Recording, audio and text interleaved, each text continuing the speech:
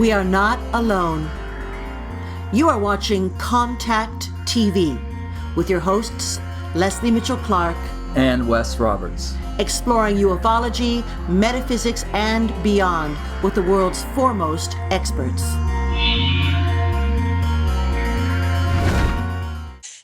And welcome everyone to our annual special St. Patrick's Day celebration. I don't want to sound like Barry O'Hara, like a mad American actor. But anyway, we are here and we are so happy that you've joined us, whether it's that's the wonderful thing about the interweb. It could be 3 a.m, it could be 8 p.m, whenever you're viewing us is great. And of course, I am joined as always by co-host and producer, Mr. Wes Roberts. And Wes, it's great to see you, especially with your cosmic background. I'm loving that. Very good to see you. Good to be back in action.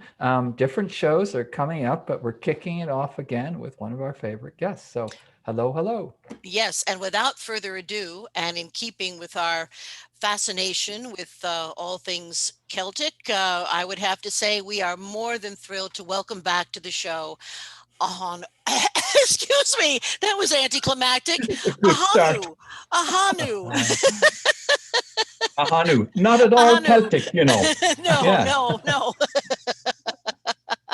Not Ahonu or Ahonu, just like share, just Ahonu. If it was Ahonu, it might work. I love that. Uh-huh. That's right. It could be.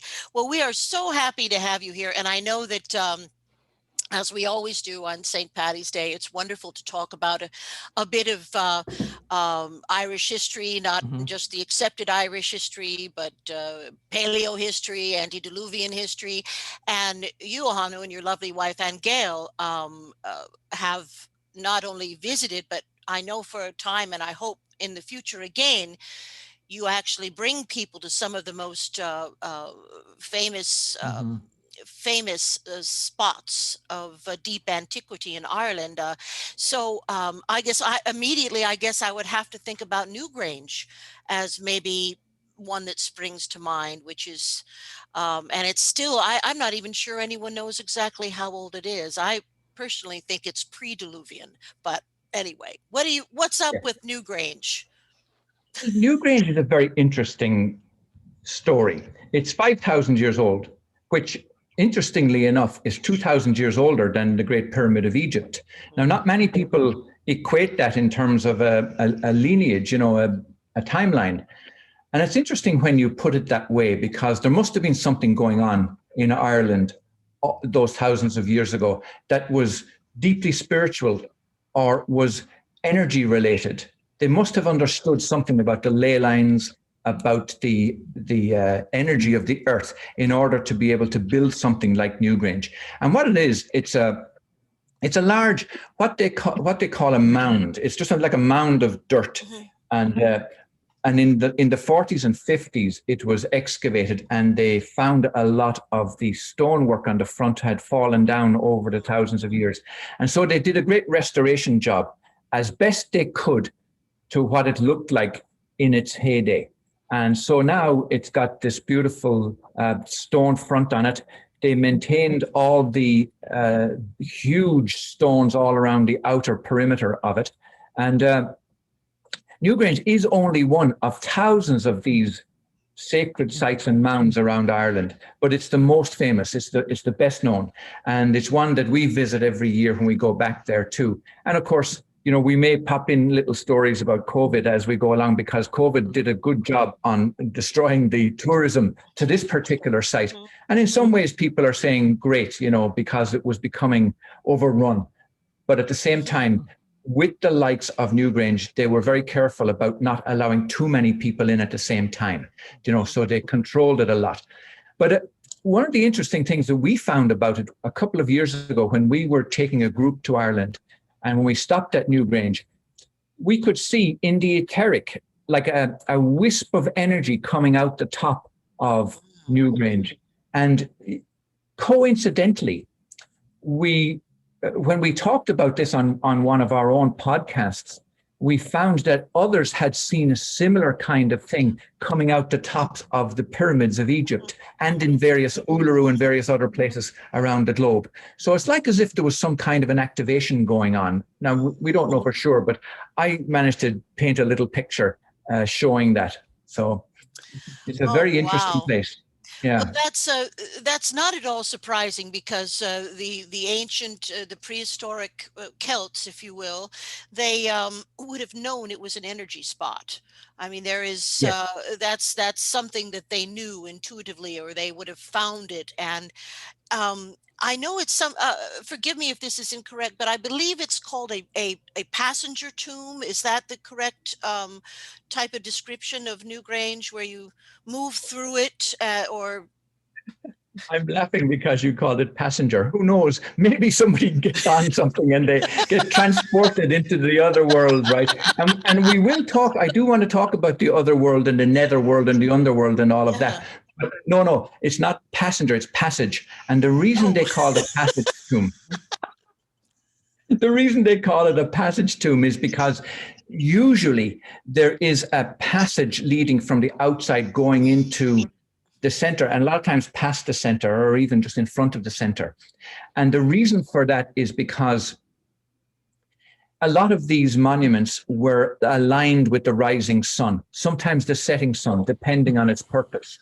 Now, Newgrange is aligned with the rising sun on the 21st, the winter solstice, the 21st of December. So the first rays of the rising sun, what they do is, as the sun is rising, it makes its way up along the passageway until it, and usually the passageway also is not straight. It's usually turned like a swan neck almost, it twists and turns. But there's one direct line that goes to like the spiral stones at the back of the passage, and it illuminates the back of the passage. So there's been many speculations about what its purpose was. And some people for years and years and years called it a tomb, a grave. Now, interestingly enough, when we were there, when Angel Rose and I were there a few years ago, they had changed that story. You see, the story was that when the shaft of light came in from the rising sun and illuminated that chamber, they would have had the bones of their dead in there, and that the bones, the spirit of the dead would go out through the shaft of light into the sun and into another dimension. That was the story. So they regarded it as a burial place. Now they're starting to call it a monument, which is really interesting, and that and a sacred place.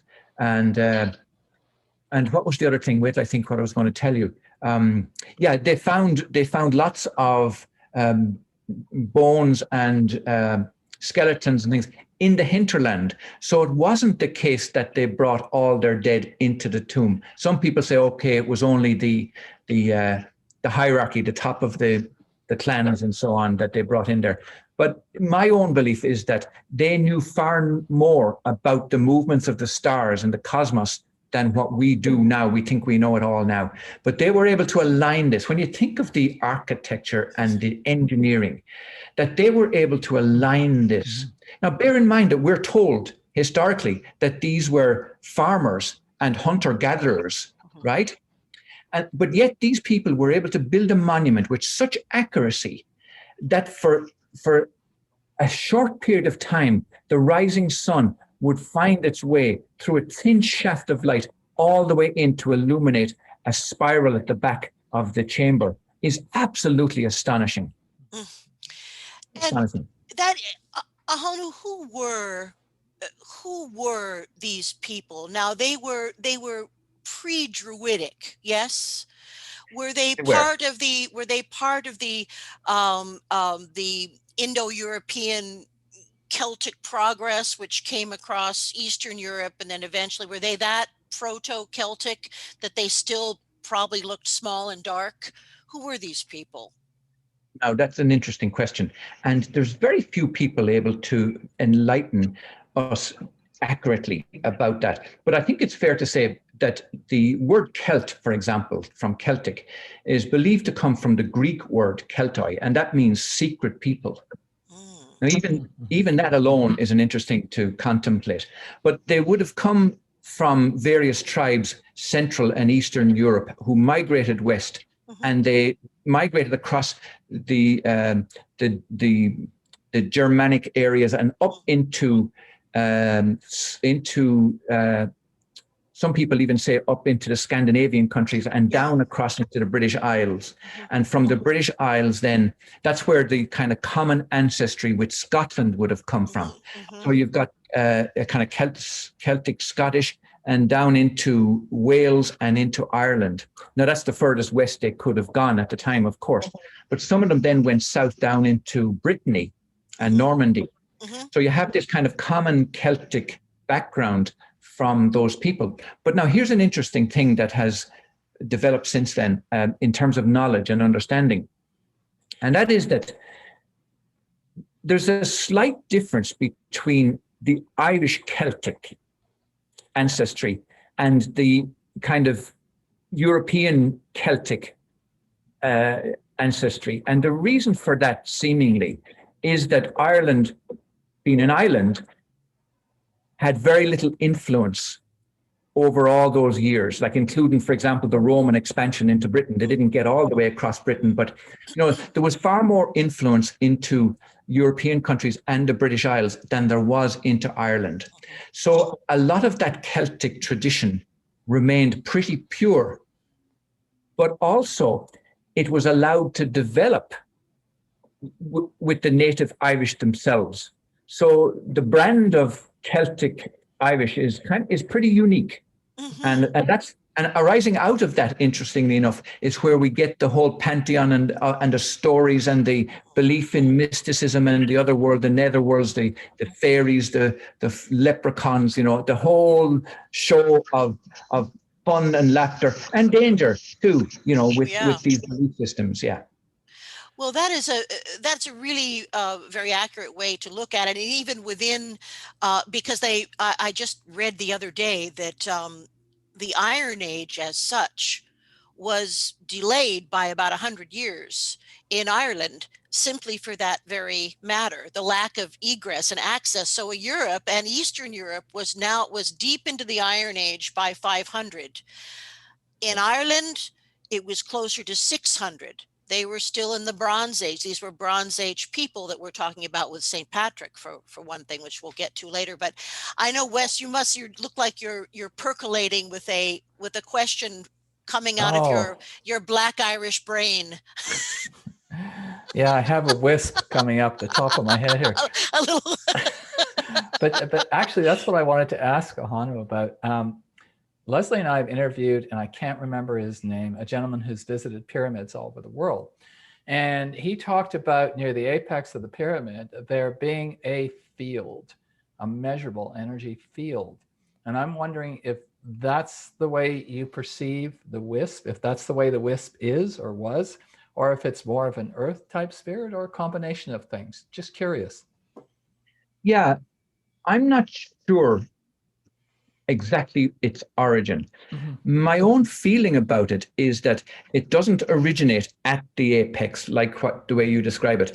I think it originates further down into the earth, and it's why they would have located these monuments where they did. They're usually at the crossing of ley lines and various earth energy lines. And I think what happens is that the actual either the shape of the pyramid or the shape of the likes of Newgrange or other sacred sites, or the chamber itself, generates or focuses, be like a laser beam, effectively. I think perhaps that's what's going on. And it focuses this energy upwards. Now, what it would do that for defeats me. We don't fully understand that. I mean, is it likely to contact extraterrestrial beings? Is it a locating device? Is it to dispense with earth energy?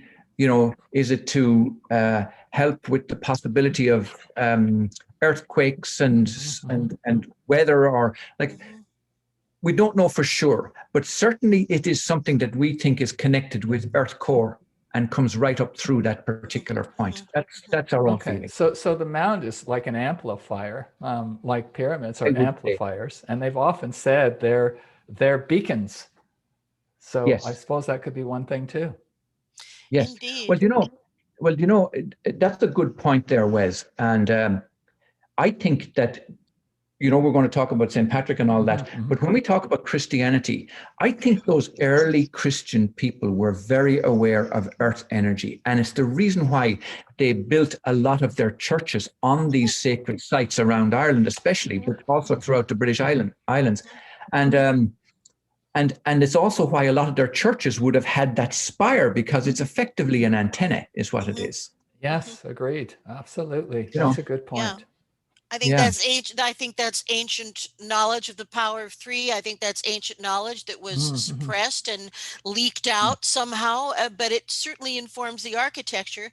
And I was thinking maybe you were talking about our friend Dr. Asmanagic, who Thank you. explores the Bosnian pyramid. Yeah, that's him. I think in essence he believes that is earth energy as well.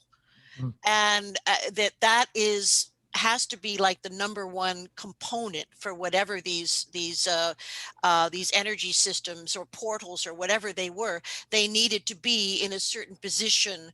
It has to do with magnetism and all these things that we still barely understand, really. Right. Yes. Yeah. In fact, just to digress for a moment, I remember asking a question one time. Angel Rosa and I, we go into the Akashic records, and we asked the question simply because nobody had the answer to it. What is gravity? Now think about it. Question. Think about it. Yeah. Nobody knows what gravity is. Not really. Yeah.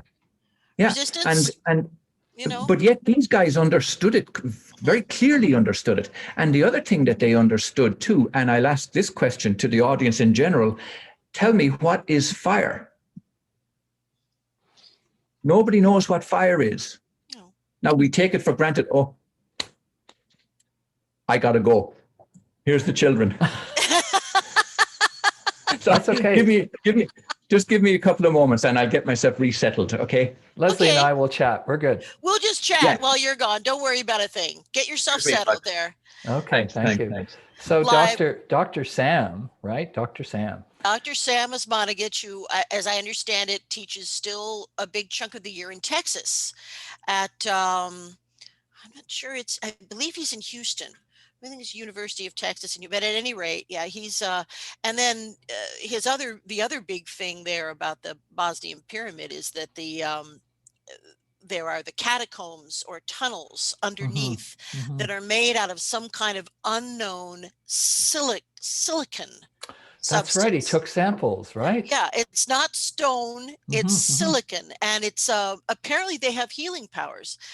My personal feeling about the spot at Newgrange is that, there are all those symbols of time tunnels, and they're actually all over prehistoric Stone Age structures everywhere, all over the ancient world, the Egyptians too.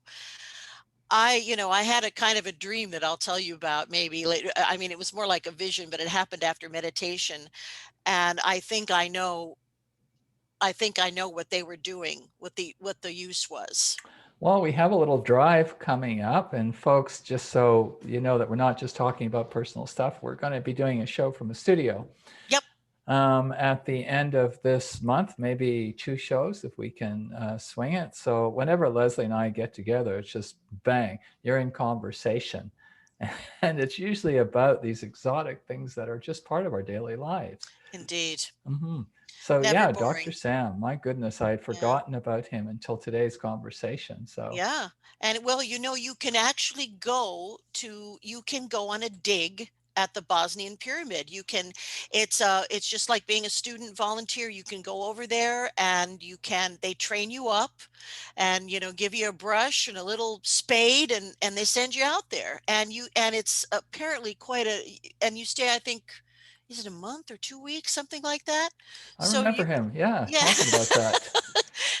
That's on my bucket list, digging at the Bosnian pyramid. But gosh, I know our audience may not remember this, but welcome back, Cotter, and I'm going to be Horseshack. Ooh. Yeah. Yes. Ooh. Oh, okay, I'm back. Hello. Oh, he was a friend of mine. He just passed a couple of I years didn't ago. know that. My Yeah, yeah. He gosh. lived in New York, and kind of he had a theater that he ran in Florida. I think it was very busy for a while, and anyway, he's left us. But great guy. I'll remember his name once I climb out of my early dementia ball over here. So, Ahonu's back. Otto, you're back. You're back, and it looks like Are you back in the closet? Who knew? I'm back in the baby's room. Even worse. Oh, it's I cute. know. It's cute. I love it. Better than the space Look at thing. those tiny little clothes. Look at that tiny little I just had boys, so look at that tiny little dress. Anyway, oh, it's so cute. Well, there you I go. know. Lovely. Yeah. Okay, love the little girls. Oh. So, Ahonu, I wanted to ask you about we're talking a little bit about how the Norse pantheon sort of rubs up in a way against the Irish pantheon, and I think it's maybe even possible that the what we knew as the Norse culture was the dregs, of what had been the last bit of Atlantis, of a real Hyperborean civilization. So I do think that this that all of this stuff that comes with the Norse is also the heritage of the Irish because they were there. They survived the flood. There was a flood. All the sea levels rose 400 feet. Lots of stuff was submerged. Maybe even High Brazil. We'll talk about that later. But but this idea that the so-called Vikings were just a degenerate version of what had been a magnificent Hyperborean civilization of probably very, very tall people, and less ethnically mixed than the Scandinavians are now, but very, very tall people. So this relationship goes back millennia. Um, what do you think about the pantheon of the Irish pantheon? Do you think that it is actually the same pantheon that we are talking about with the Norse people, or is it unique unto itself? Well, there have been genetic studies that have been done that show there's no genetic relationship between the Vikings, for example, and the Celts. Ah, But yet they all lived at the same time and were exploring and plundering and marauding and doing all sorts at the same time. But there's no genetic relationship. Now, I find that interesting because, to come to your question, well, if that's the case, then where did the Celtic people come from? And I think that in some ways, the original Celtic people who originated in Central and Eastern Europe at the time and were traveling across Europe, I think that they kept themselves pretty much to themselves. And that's the core, I think, that came down into Ireland eventually. Now, there would have been some intermingling going on with the Germanic and Scandinavian people, but I think the core of those peoples came down into Ireland. And I think that's what makes the difference. But also, I mentioned earlier about the fact that Ireland is an island, so it was kept relatively pure, that bloodline. And I think I hope that answers your question. Well, it's certainly traceable and fascinating, the true Celtic bloodline. I mean, I had my 23andMe thing done recently, and I'm Yeah. hugely Celtic, hugely Irish. By what they know as the markers. In fact, ironically, my husband and my father, my late father, are in the same haplogroup, which means that my husband and my father are descended from the same Irish chieftain. Well, now, isn't that interesting?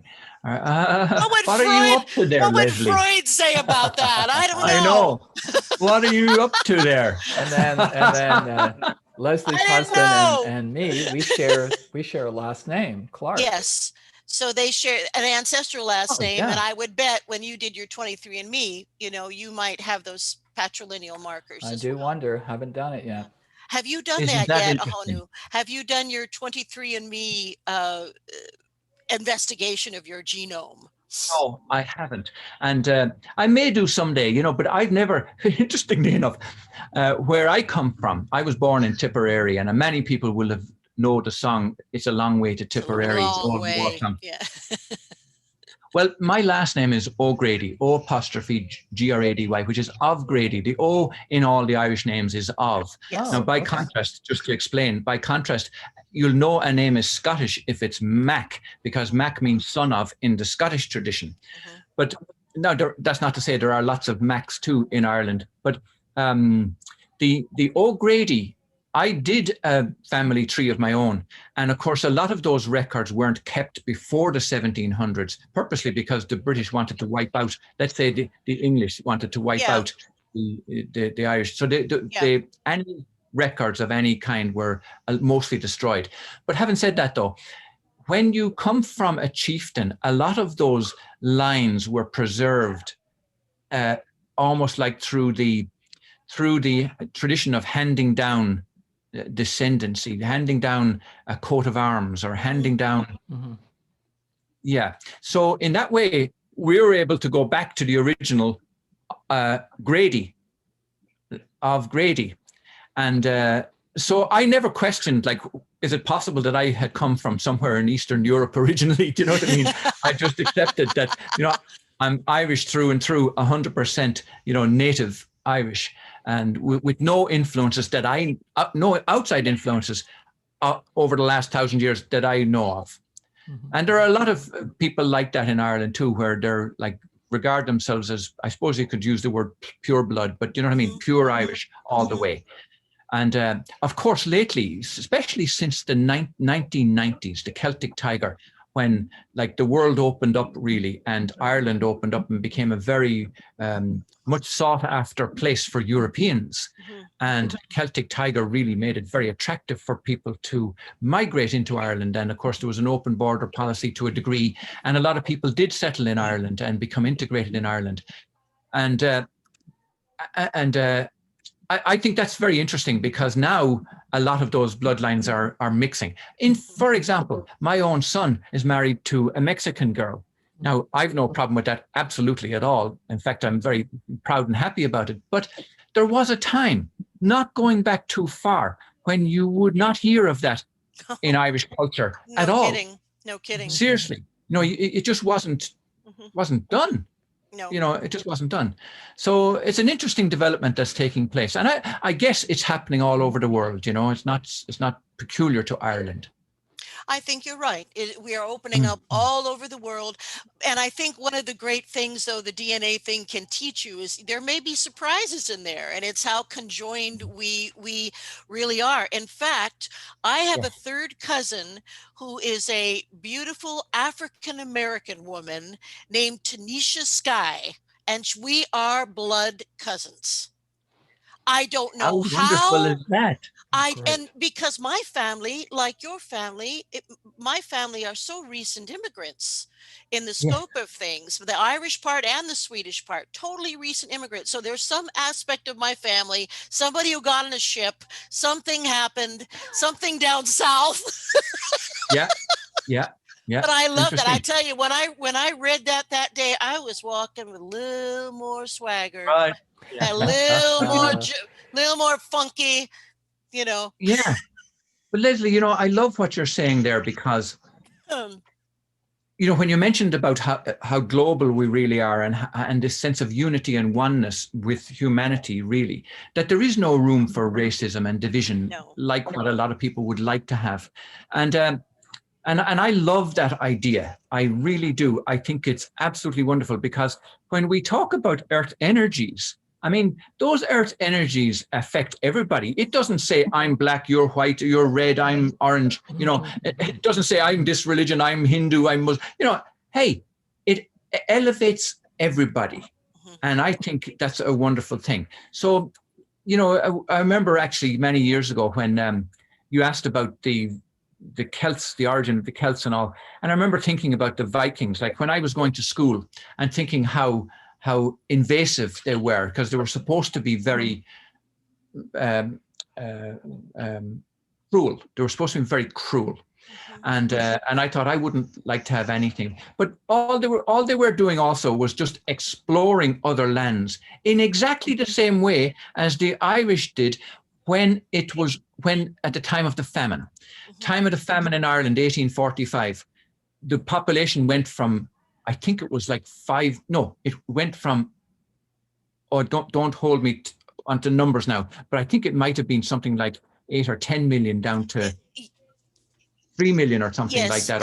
That's the figure that I remember. It was absolutely unbelievable what happened. Yes, but where did those people go? Like the Irish diaspora, you'll find Irish all over the world. Everywhere.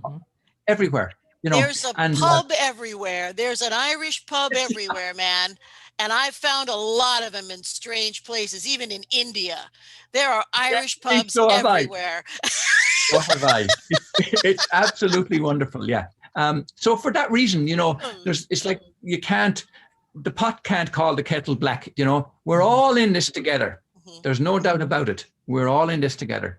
And I think it's a wonderful thing. And for that reason, I'm very open to helping anybody I can, wherever I can, at any time I can, because the time of division and separation is over, in my opinion. It's done. If we don't start understanding the law of one, we have no business being in physical form and effing everything up. We have been so reminded of this recently. Oh my gosh, it's been terrible. No kidding. Yes. But we're coming out. These are learning experiences in the same way that our use of technology, especially this kind of technology, are training wheels to, I believe, telepathic communication and other kinds of holograms, and being so good at projecting your essence that you can really show up somewhere else. The great yogis can do this now. It's not out of our reach. We start from where we start. And this is the tough school, man. It's like we chose to go to school in the Bronx instead of like a ritzy boarding school. This is the tough school. So, Bronx, forgive my comparison. We could put it to my birthplace, Brooklyn. It's like you went to a tough school in Brooklyn. But that's where an uncle of mine left Ireland in 1919, and he went to live in Brooklyn, and he lived in the same house in Brooklyn for all that length of time, and he never got back to Ireland. And do you know what? The most amazing thing I found about that, I went to visit him, I think it was like in the late 80s, and he was getting on at that point in time. He never lost his Irish accent. And I found that really puzzling, because you know how the Brooklyn accent is pretty distinct. The whole New York accent is pretty distinct. He never lost his Irish accent, despite having been there all his life. But I just want to come back to one point you were making there, Lesley, a few moments ago, when you were talking about the unity of it all. And it seems that these ancient peoples of all cultures now understood the unity of all of this. Now in particular with the Irish, that came through in the areas of the fairy folk and like Tír na Og, for example. Tír na Og, Tír means land, and Og is young or youth. So Tír na Og is the land of eternal youth. And they were aware of being able to pass through some kind of a thin veil. And these places where the veil is thin is particularly noticeable at the times of Halloween, for example. But it's noticeable also in different places around the Irish countryside where the veil is thin, and you feel as if you're crossing some kind of a spiritual or energetic boundary into like a land of eternal youth. I'm thinking of bottling it, actually. I'll get a little bottle of it. Please do. Put it up and advertise it on here. Something, oh, de Tír na Og. It'll go like wildfire. It will. You're absolutely right, and I think that I think there are many layers of possible physicality, and I believe that there are elementals, that there are beings that either can get more physical if they want to be seen, or they remain in what would I call a higher vibrational space, but they're still physical, and they can physicalize and can interact with us. I don't think people have been hallucinating fairies and leprechauns and other little people. I think that they Sprites and actually so on. exist. They sprites, I think these beings exist. And, you know, I talk to them whether I can see them or not. They help me with my garden. So I'm always Yeah. talking to them. Well, you know, we have a friend who, Penny Kelly, who she wrote a book about the what was it called? The Fairies of Lily Hill Farm. And she was communicating with these fairies, and the fairies told her how to farm her land so as to get the best yield. She had a vineyard, and how to get the best yield, and where to plant trees, and what trees to remove, and what her yield grew from something like, I don't know, 5 or 6 or 7 tons per Yeah. acre up to 80 tons per acre, Yeah. based on these guys' advice. I Astonishing. believe it. I Yeah. absolutely believe Well, I it. would And love to hear more about that. yeah. Yeah. I'll send you a link to it. Yeah. Okay. But you know, this is interesting because we're talking about connecting with the earth. And the ancient kings of Ireland were symbolically married the land of Ireland. Now, it was a symbolic wedding, but the way they thought of it was that, like, the goddess was the earth, and the blood, the rivers was the blood. And that gave them an inner strength to rule with fairness. And so, like, they merged effectively with the land was really what was going on. And it gave them sovereignty over themselves and over the land. Well, I think the indigenous peoples all over the globe have that beautiful relationship Yes. with the land. Yes. And I would consider the Celtic peoples indigenous peoples, because we know that their history and how they evolved. But certainly, from globe to globe, we see the intimate relationship with the land and also with the stars. They, you know, ancient peoples understood precession. They, you know, they're all of this has to point to supercultures. Yes. All of this has to come to point to common supercultures. No matter how we look now, I believe that there was an Atlantean civilization and preceding and overlapping that a Lemurian civilization, which is the Pacific situation with Hawaii and all of that. But we're all part of the one, and that was St. Patrick's message too. He was trying to get that across to early people with the shamrock. He had a funny, you know, this Catholic way we have of looking at it, I think is very difficult to understand, the Father, the Son, and the Holy Spirit. But I think if you think of the shamrock, the parts of us, as our mind, our body, and our soul, it makes perfect sense. Yeah. I remember as a child, and of course we always refer to Ireland as Holy Catholic Ireland because that's the way we were brought up to believe, you know. But you're right. It even when we were children, like 1,500 years after Patrick was there, we're still using the shamrock to teach that principle. I remember learning it in school because it is a difficult concept to grasp, as you say. But using the shamrock is a very easy way to understand it, and it's still used to this day. Yeah, It is. absolutely. That's fantastic. Wow. Wes, did you have another question over there? I've lost complete track of time. No, that's okay. It could be any time. I don't even know. I am keeping my eye on the time. No, I'm just curious to understand some of the roots of spring, which is around the corner. I'd love to hear more about that. And Beldani is coming. Yes. Yeah. Right. Yeah. Well, that's a whole story in its own right, because it comes from the Irish. It's 2 words together, Baal Tinna, and Tinna is fire. And Baal, of course, is the ancient god Baal, which to a lot of people is not a friendly character. And so when you put fire and Baal together, you're going to have a kind of a real shakeup of things. And which in a way is great, symbolizing spring in that new burst of growth and new life and, you know, everything coming forth out of the earth and all that kind of thing. But at the same time, it was an interesting time. And of course, it was the Romans that changed the calendar to make our calendar as we know it now start on the 1st of January. But to those people, spring started on the first day of the first day of spring is actually St. Bridget's Day, the first day of February in Ireland.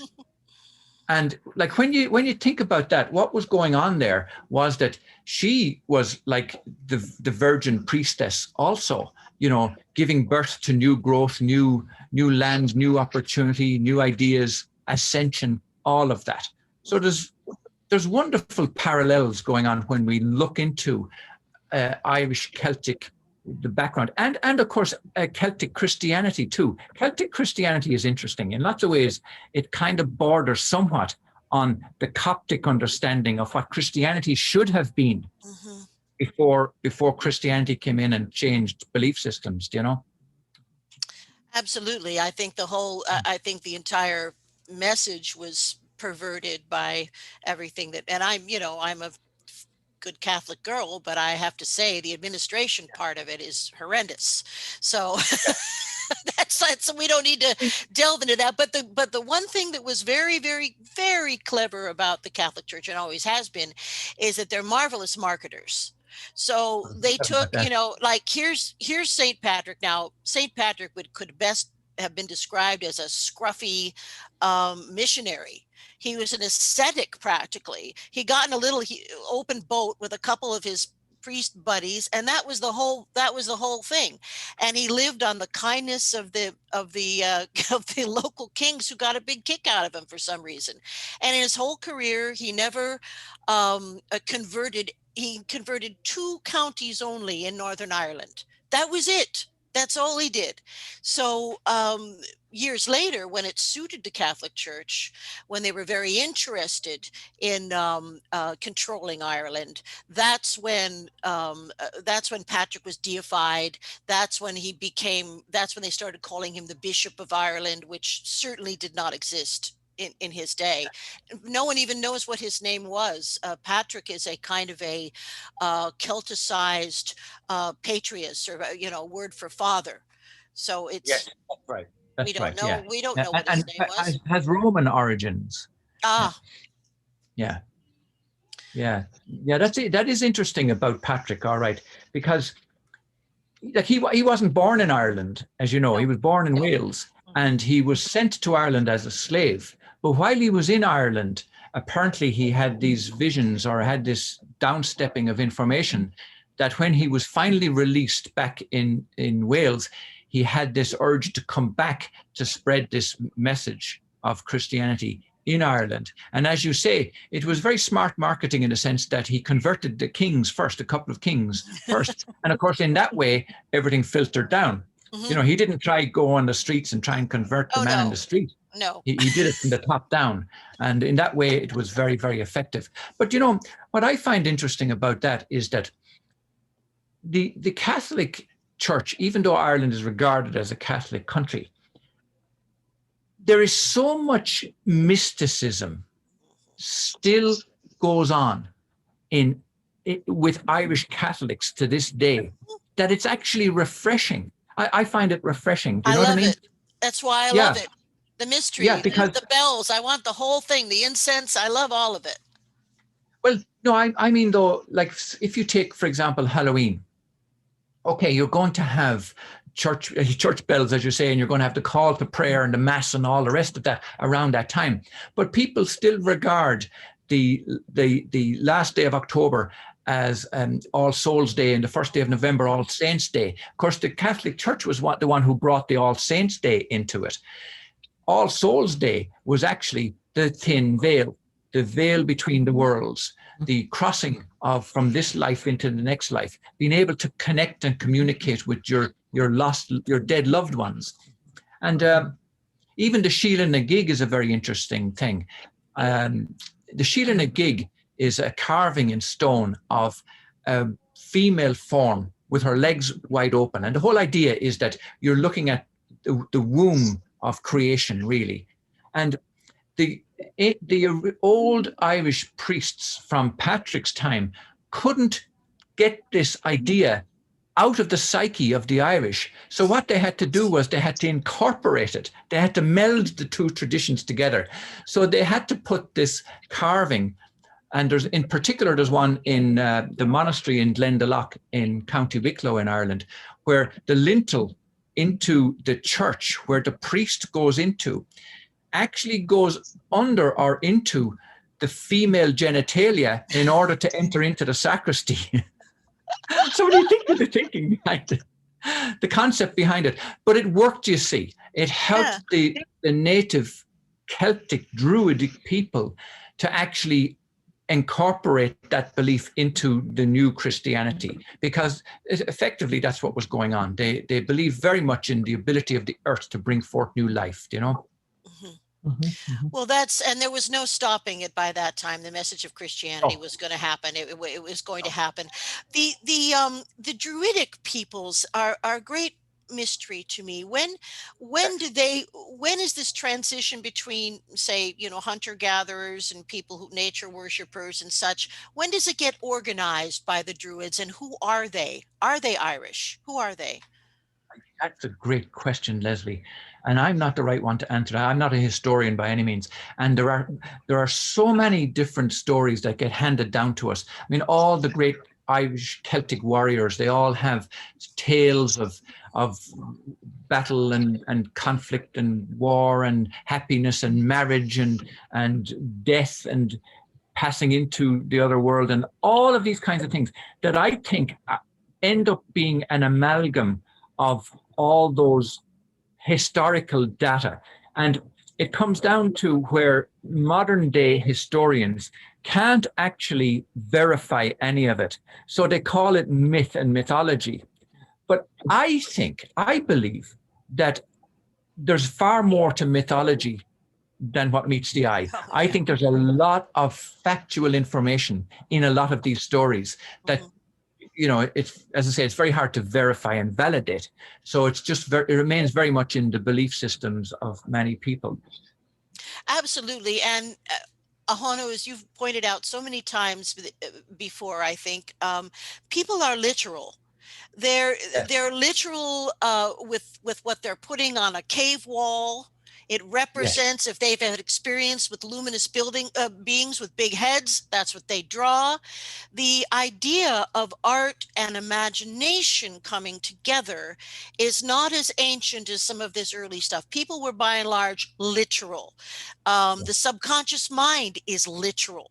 That they didn't have nearly as much going on in the conscious mind. They were operating a lot instinctually, and they were literal people. So we can look at every pantheon and compare it, no doubt, to beings that had a little more experience than we did, or maybe were capable of interstellar travel, who saw a good thing and started running the show down here. Yeah. But the other thing I find interesting too, when you talk about St. Patrick and Christianity and that time between, let's say the time between 5,000 years ago, when all those sacred sites and monuments were being built, the likes of Newgrange and various others, and the arrival of St. Patrick in 432 AD. That's a lot of time. But still, through all of that comes the understanding of good and evil. And evil, as we know, in many cultures has always been attributed to the likes of the snake, the reptile, the reptilians, And so when Patrick took that concept and said that he was banishing the snakes out of Ireland, we don't believe that he was physically taking snakes out of the ground and out of the grass and out of the hedgerows and kind of putting them on a boat and sending them off somewhere else or killing them. It was symbolic of negativity and evil. And that's what he was banishing out of Ireland. So, but that's a concept that's been going back for thousands of years, as we know. Yeah, in many cultures. So you're really... I just to digress for just a moment, before I go to Wes, I know he's got a question. I just wanted to retell our listening audience here that you were talking about the festival Baltani, which is on May 1st, and reference the god Baal. Now, remember from your Bible studies, kids, or whatever you were studying, it's all Old Testament stuff. Baal is an ancient Phoenician Mesopotamian god who was being worshipped in Sodom and Gomorrah when they were nuked or whatever happened, so a celebration of a Mesopotamian god somehow came across the Near East and ended up as a major holiday amongst the Celtic peoples of Ireland. How do you figure that one? Well, it's not surprising, really. In 1993, I bought a house in County Wicklow. They call it the Garden of Ireland. It's the most forested county in all of Ireland.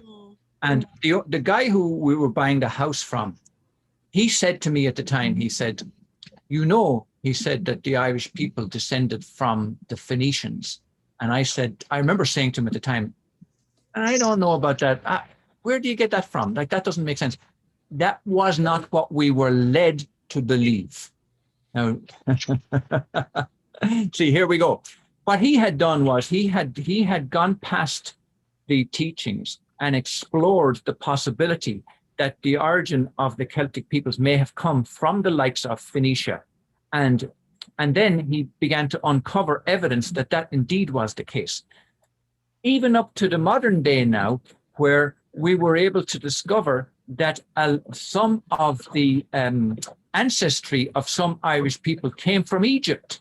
In fact, there was a guy we met our last trip to Ireland when we were taking a group there. We met a guy in a hotel, and his whole business, now this is pre-COVID, of course, when we were able to take groups, his whole business was bringing groups into Ireland, exploring the sacred sites, but discovering the connection between Irish mythology and Egyptian mythology. And it was astonishing. Oh, yeah. The connections that he found.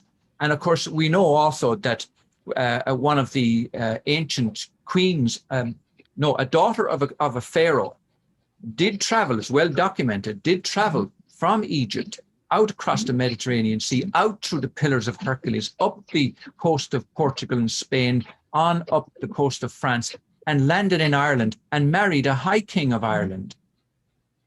So, like, a lot of people don't want to accept that that's a possibility, or why weren't we told about this? Because yourself, sometimes the victor writes the history, and a lot of times people don't want you to know certain things.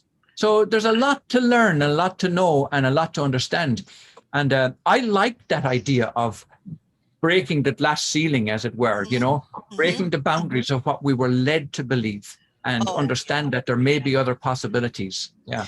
Indeed. In fact, in complete synchronicity with what you were just saying, there's a big hubbub in Egypt right now. The entire antiquities community has their knickers in a knot because of the Northern European DNA found in Egyptian mummies. Right, the red hair and in the royal line of Egyptian mummies. These people were broadly European.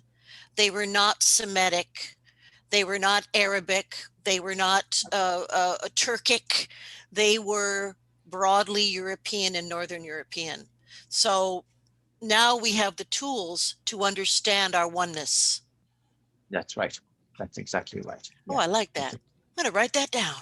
So I'm going to be the bad person timekeeper. We've got another 5 to 10 minutes. I want to make sure, Ahonu, that you tell folks about all the ways they can find out more about you. Yes. All the ways, if they need to, they can get in touch with you. And I think, Lesley, this is going to have to be a part 1 of Do.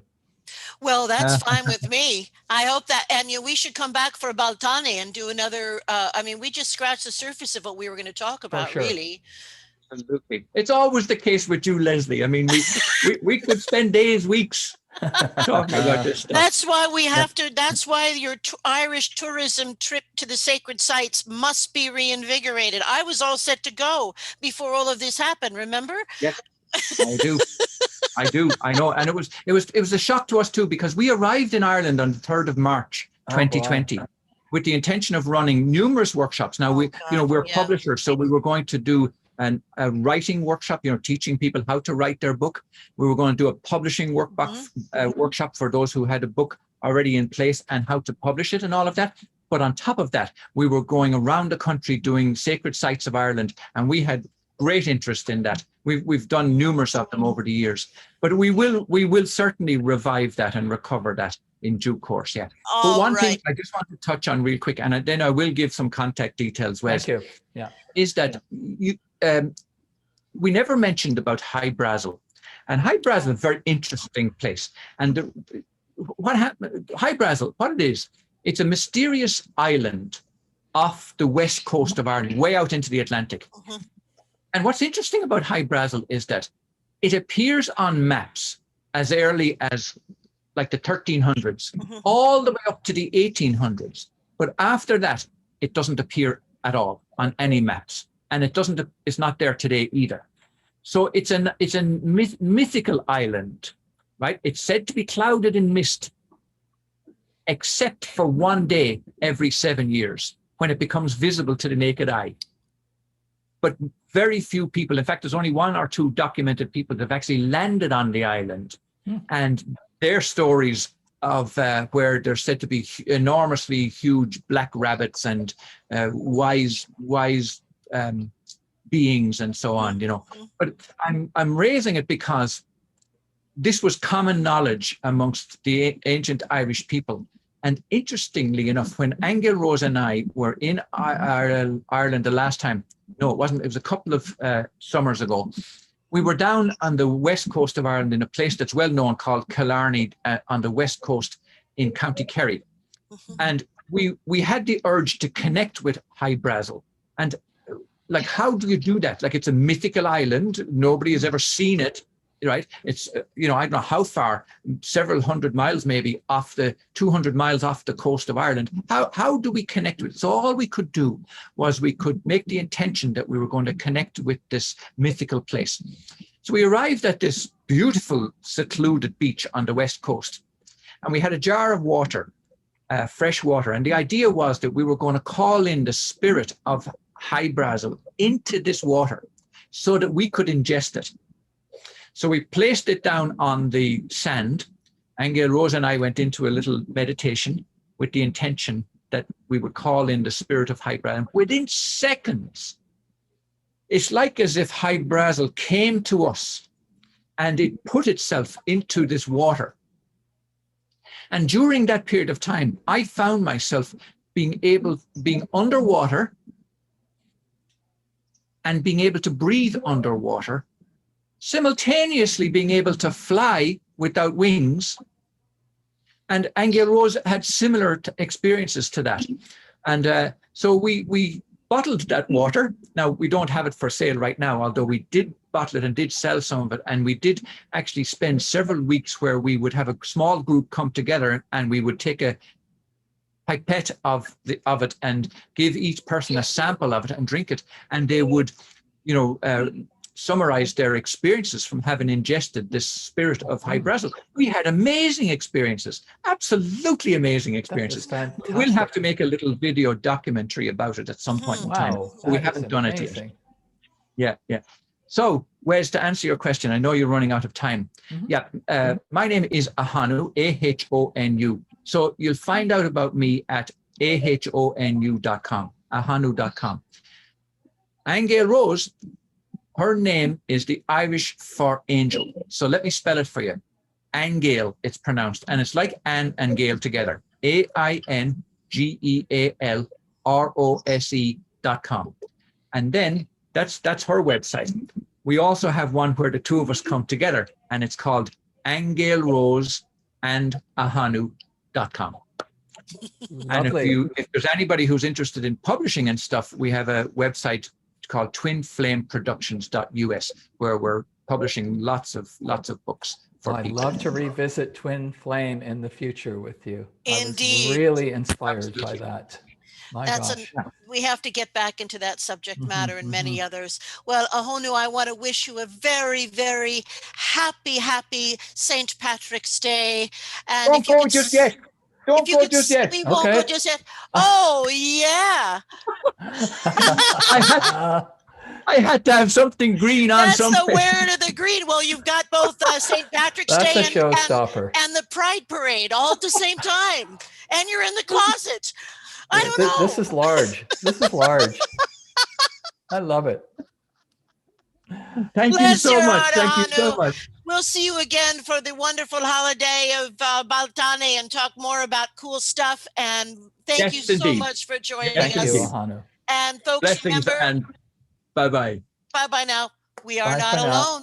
See you later, folks. Thank you. Thank you. Bye-bye. Bye. Thank you for watching Contact TV.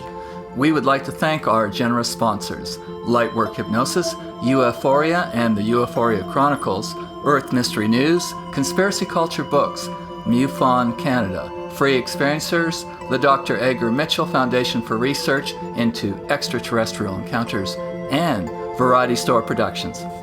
For guest booking information, please email Wes Roberts at producer@contacttv.ca. And don't forget to join us on Facebook and Twitter.